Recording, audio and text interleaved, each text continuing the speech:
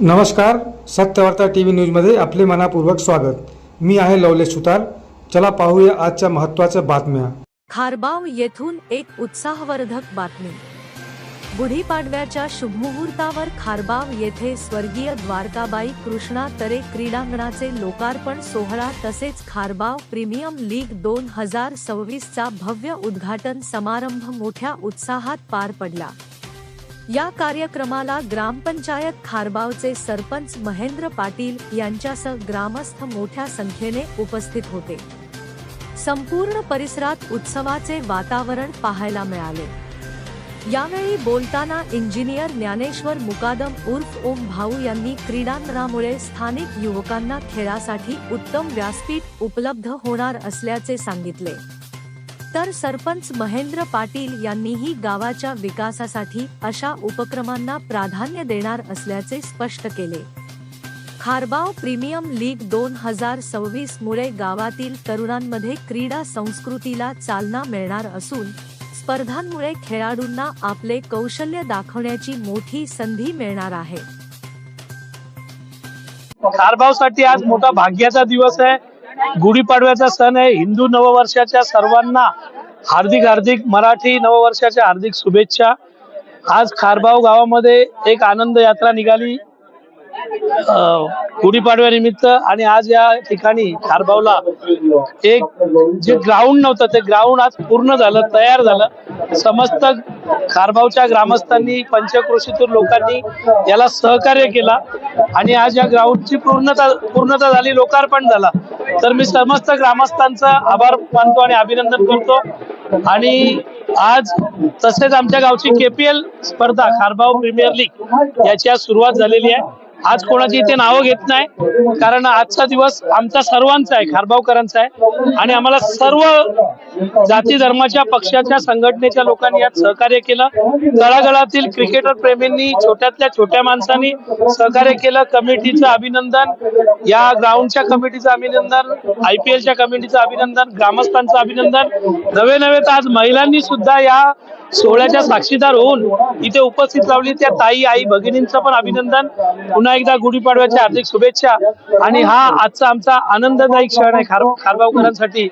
या ग्राउंडवर आता खेळायला येण्यासाठी आम्ही तमाम भिवंडीवासियांना किंवा क्रिकेट प्रेमींना आमंत्रित करतो गावाच्या वतीने। आता तुम्ही या, खेळा। आणि आता खारबाव मध्ये गाव एकत्र आल्यावर, गाव लोक एकत्र आल्यावर काय घडू शकतं याचं एक ग्राउंड फार मोठं उदाहरण आहे।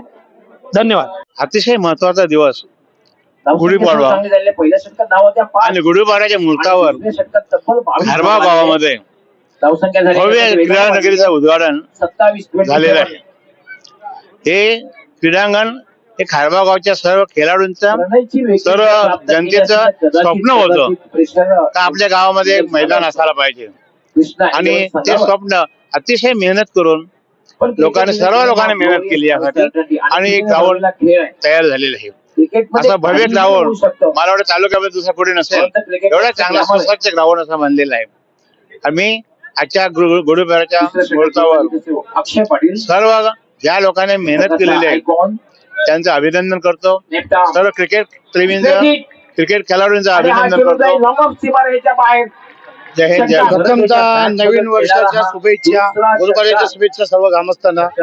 आज या ग्राउंड मध्ये असं बोलता येईल की 2010 पूर्वी आमची बावडी होती, त्या बावडीच्या वेळेला खूप मोठा संघर्ष होता।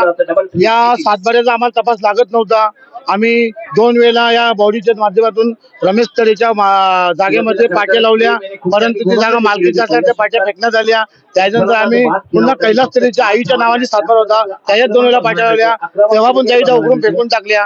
नंतर 2015 ला आमची बावडी संपली। आम्ही प्रस्ताव केला कलेक्टरला का गुढचरण जागा ही आम्हाला मिळावी। गुढचरण जागा मिळण्यासाठी आम्ही खूप प्रयत्न केले, परंतु आमची बावडी संपली काही कारणाने।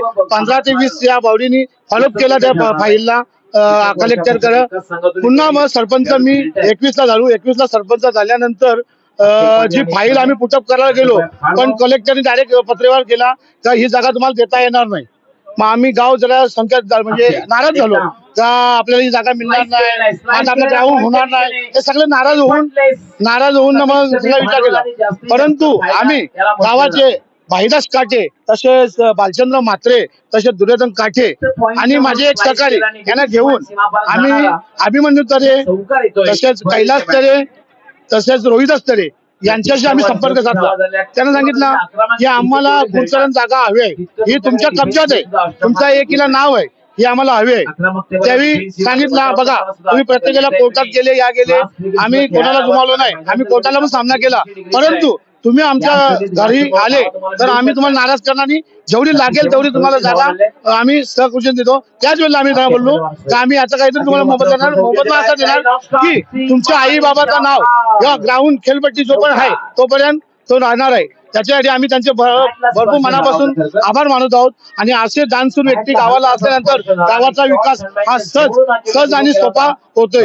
आणि कोणी पण सरपंच असू द्या, परंतु असे दाते माणसं जर आपली असली तर गावाचा विकास करायला. आणि या प्रसंगी एवढाच होतो तर आज या गावांचा आनंद घेऊन पूर्ण माझा खारबाव खेळत आहे, त्याचा मला खूप आनंद आहे. बस एवढंच बोलून. व्हिडिओ आवडला असेल तर लाईक करा, आपल्या मित्रांसोबत शेअर करा आणि सत्यवार्ता TV न्यूज चॅनलला सबस्क्राईब करायला विसरू नका. धन्यवाद.